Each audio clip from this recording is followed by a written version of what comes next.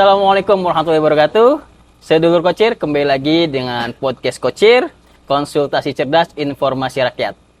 Episode kali ini luar biasa, kita berada di Saung Sawala, tepatnya di KPU Provinsi Jawa Barat. Narasumber kita kali ini Provinsi Jawa Barat, tepatnya Sekretaris Provinsi Jawa Barat, Bapak Eko Iswantoro.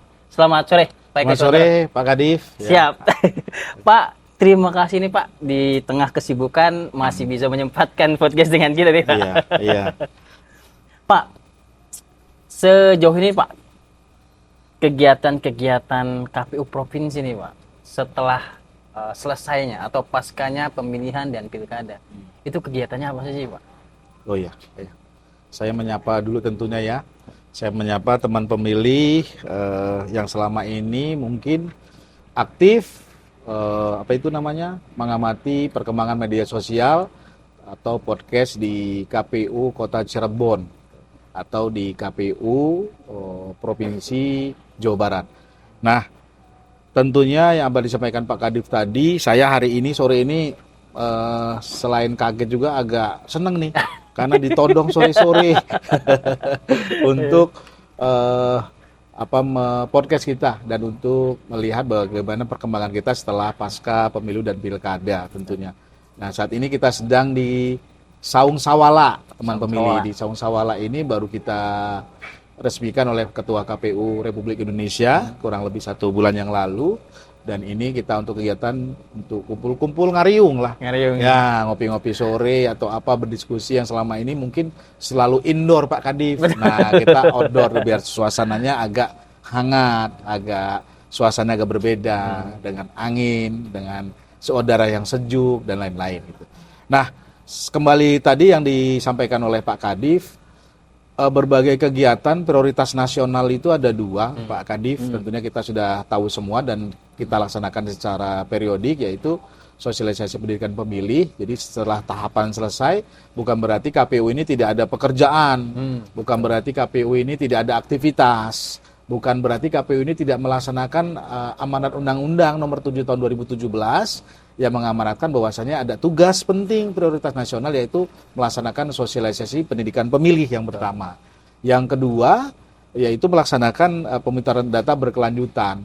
Nah, untuk di tingkat KPU Provinsi sendiri, kemarin kita sudah menggelar kegiatan besar, Pak Kadif. Tentunya teman-teman di KPU Kota Cirebon dan 26 KPU Kabupaten Kota juga kita undang tuh. Kemarin mungkin Pak Kadif juga hadir, yaitu sosialisasi pendidikan pemilih dengan pendekatan budaya.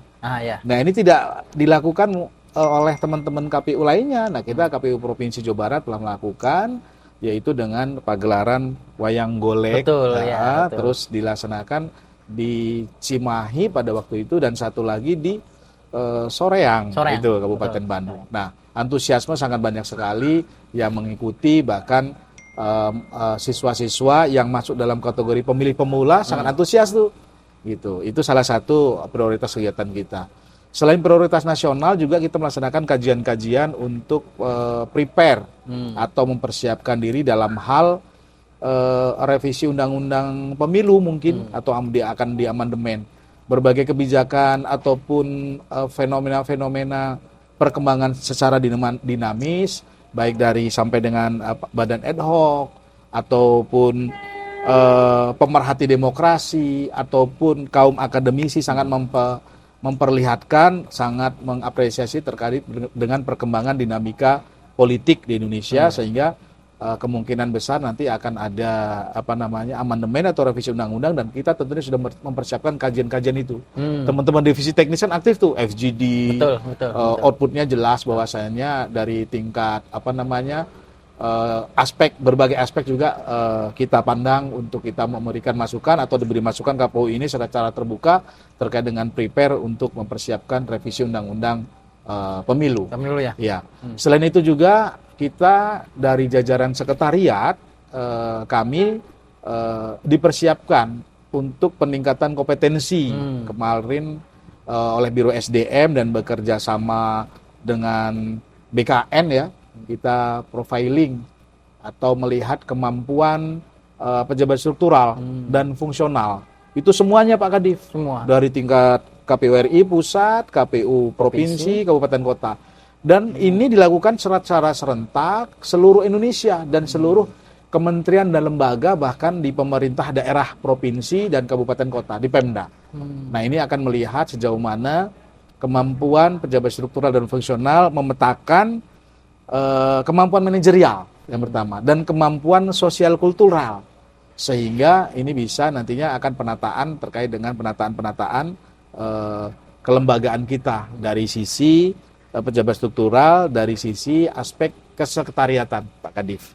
Dan itu tentunya juga mungkin nanti akan dilaksanakan juga ujian kompetensi untuk peningkatan pengetahuan kita, upgrade kemampuan, upgrade keterampilan, dan lain-lain.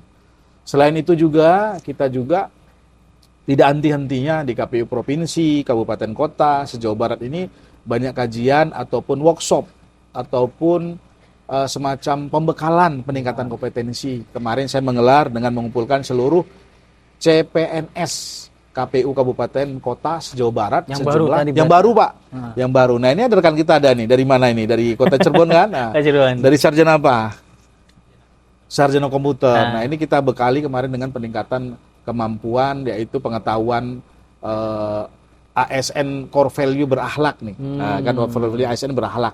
Ini tentunya sudah dilaksanakan juga.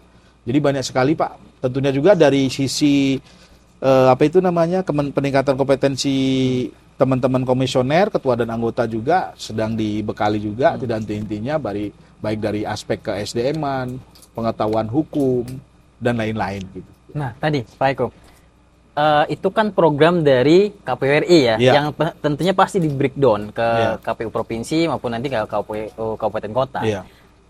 Sekarang pertanyaannya adalah nanti nih, khusus di KPU provinsi, adakah kegiatan-kegiatan yang pasti atau yang akan dilaksanakan di tahun ke depan? Karena ini akan banyak pertanyaan nih. KPU pasca pilkada kemarin ngapain? Nanti tahun depan akan ngapain? Nah, ada tidak program-program spesial yang akan dilaksanakan oleh KPU provinsi khususnya nih Pak? Iya, kami kemarin ada rapat pimpinan yang digelar di Kota Solo, Jawa Tengah, dan rapat pimpinan juga di Kalimantan Timur.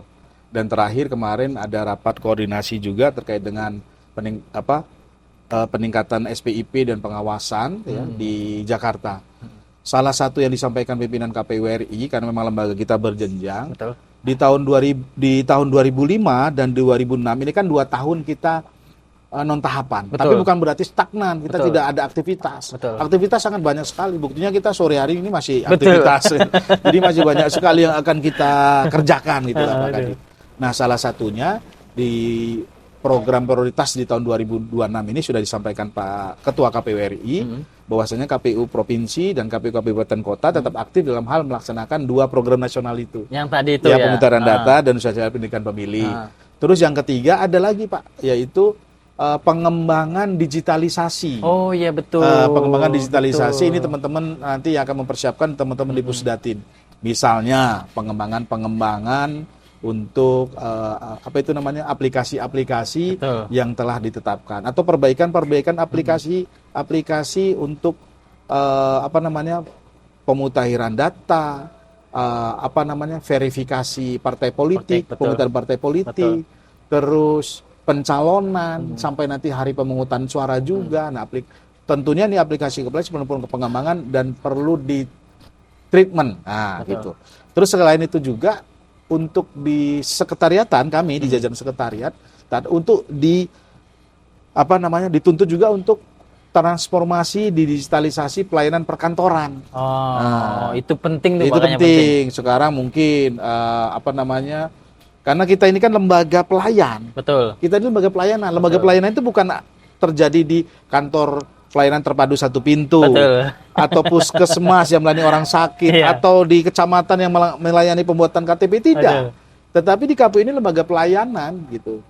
Lembaga kepelayanan, lembaga keterbukaan informasi publik. Jadi pelayanan kita ini 2 aspek, yaitu pelayanan pertama partai politik dan peserta pemilu. Peserta pemilu ini siapa? Peserta pemilu yaitu masyarakat. Betul. Yang setiap hari, setiap minggu, setiap bulan, dan setiap 3 bulan dievaluasi terkait dengan pemutahiran data yang data ini cukup dinamis. Betul. Gitu Pak Kadif. Jadi memang peran sekretariat dalam hal untuk transformasi ke digitalisasi ini menjadi tuntutan kita. Gitu. Apalagi ke depan masyarakat sudah melek informasi, Iya. melek digital. Jadi Iya. otomatis kita juga harus membenahi gitu ya, Pak? Iya, udah tahu belum nih perkembangan udah ada TikTok tuh. Orang lebih suka lihat TikTok daripada lihat orang Betul. berkampanye di TVRI Betul. ataupun di media sosial lainnya. Apalagi di Mungkin media ke cetak depan, gitu ya. media cetak. Mungkin tahun depan Pak Basri Kadif Muti mencalon wali kota Cirebon misalnya. Udah aktif di TikTok Media aja, sosial, di ya. media sosial aja, visi misi saya segala macam. Nggak Betul, perlu betul. bikin balio ataupun banner. Jadi emang pembekalan memang itu harus ada ya, Pak? pemetaan terhadap kita dalam rangka transformasi digitalisasi ini baik dari sisi kebijakan politik di teman-teman di komisioner Betul. dan kami dari aspek pemerintahannya, pelayanannya harus dipersiapkan dengan baik dan sedini mungkin gitu. Iya. Baik, Pak. Tadi bicara soal ada dua aspek ya, ada sosialisasi dan kemudian ada pemutahiran atau pemilih. Iya. Itu kan program-program yang pasti akan Iya. dilaksanakan terus ya. Iya. Kaitan dengan isu terhangat nih, Pak Eko. Iya. Yang khususnya kita bicara Kota Cirebon lah ya, di Kota Iya. Cirebon. Mungkin juga di provinsi seperti sama, Iya. ada kaitan dengan integritas. Iya. Nah, Pak Eko sendiri selaku sekretaris provinsi memandang integritas pegawai KPU itu seperti apa? Integritas itu seperti apa sih menurut pandangan Pak Eko? Iya, menurut saya sebetulnya kita ini kan kami di jajaran aparatur sipil negara, Ya. PNS lah katakanlah, ini terlahir dari embrio yang sama, yaitu birokrasi pemerintahan. Artinya sebelum saya sebagai ASN KPU juga sebetulnya pada waktu hari mendekati hari pemungutan suara dituntut untuk netral. Betul. Ya kan? PNS harus netral. Bahkan Betul. ada kegiatan penandatanganan semacam fakta integritas atau netralnya seluruh ASN. Pada waktu itu saya sebelum menjadi ASN di KPU. Nah, itu ASN umum. Yeah. Setelah masuk di ASN KPU berarti kita kan harus double integritasnya double. Integritasnya double nih. Netralitasnya double. Sebagai ASN kita memang harus netral, sebagai penyelenggara apalagi gitu. Jadi memang ini adalah sebuah tuntutan kami sebagai ASN. Artinya berbicara integritas adalah tidak bisa dilihat dari satu sisi. Namanya integritas integral. Jadi harus tidak parsial, harus menyeluruh. Jadi apalagi kita dalam hal melayani misalnya ASN yang ditujukan sebagai operator nih. Betul. Operator. Nah, betul-betul harus berintegritas. Kalau tidak nanti termasuk permainan data dan lain-lain. Terus ada sebuah pemikiran simpel dari saya, Pak Kadif. Jadi sebetulnya pemimpin cerdas itu dilahirkan oleh penyelenggara juga yang cerdas. Betul. Tetapi penyelenggara yang cerdas itu tidak hanya penyelenggara cerdas, tapi harus dibingkai oleh integritas itu tadi. Saya sepakat dengan itu. Gitu. Kalau cerdas nggak cukup cerdas, banyak orang cerdas tapi tidak berintegritas. Betul. Sepakat. Nah, integritas kita itu sudah kami selaku ASN diamati oleh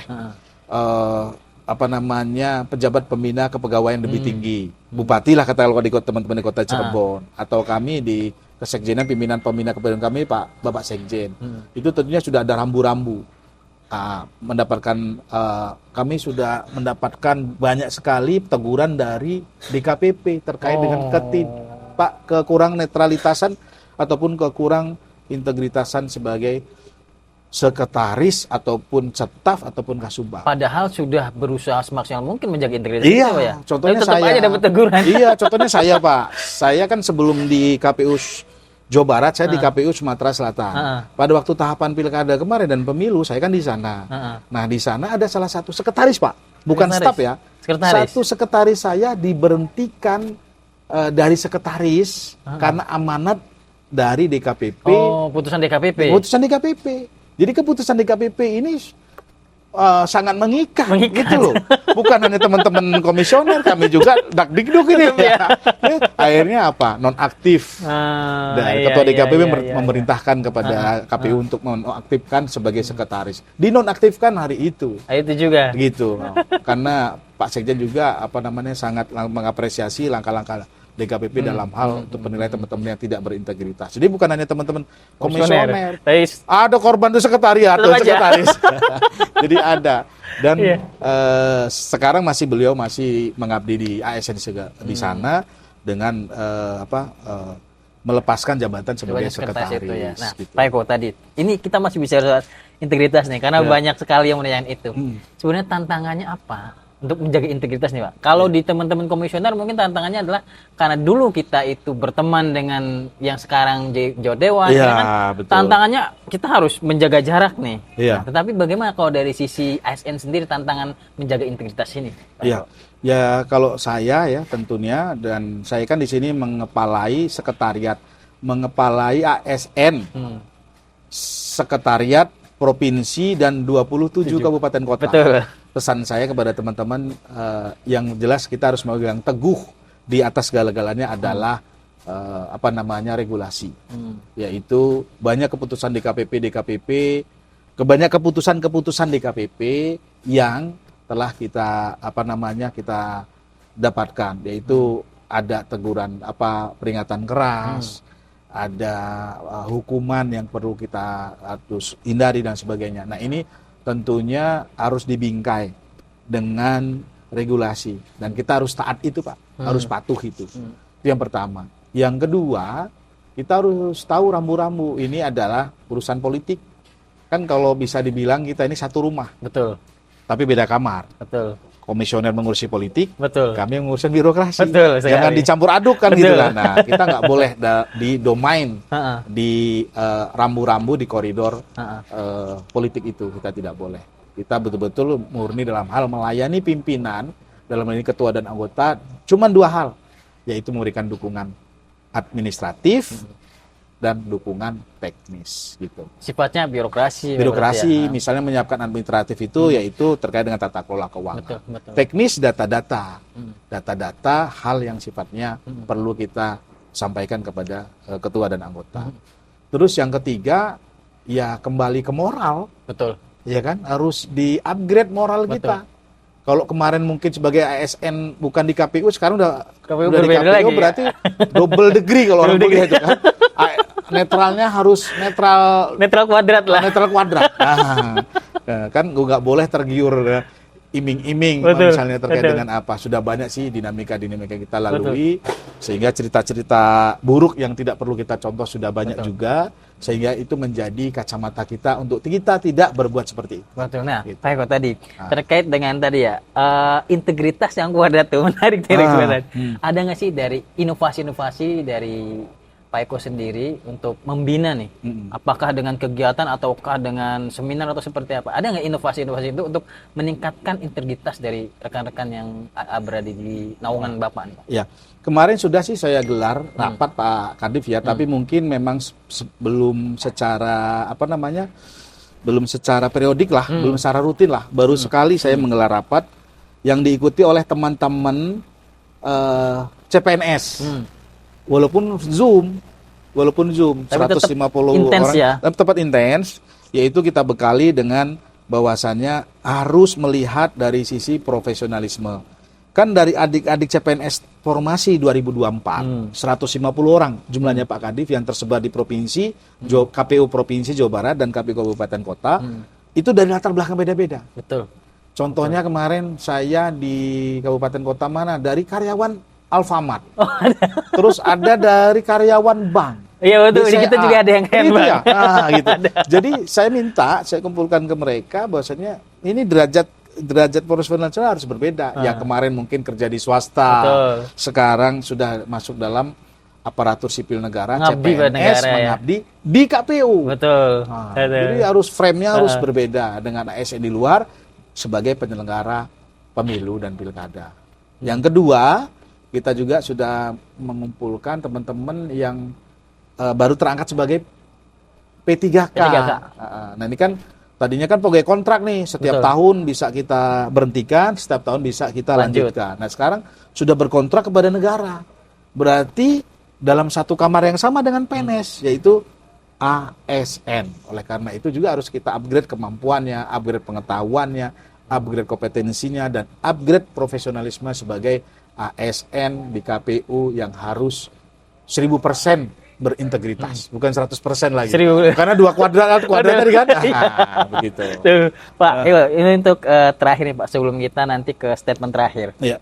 Sebenarnya ada nggak Pak harapan-harapan dari Pak Eko selaku yang menaungi ASN se-Jawa Barat lah, khususnya di KPU ya, terhadap teman-teman ASN maupun CPNS ataupun P3K yang kemudian harapan-harapan itu kaitan dengan mereka sebagai pilar demokrasi Pak. Ada nggak harapan-harapannya Pak? Ya harapannya cukup banyak ya. Saya berharap kan kami ini kan pejabat karir.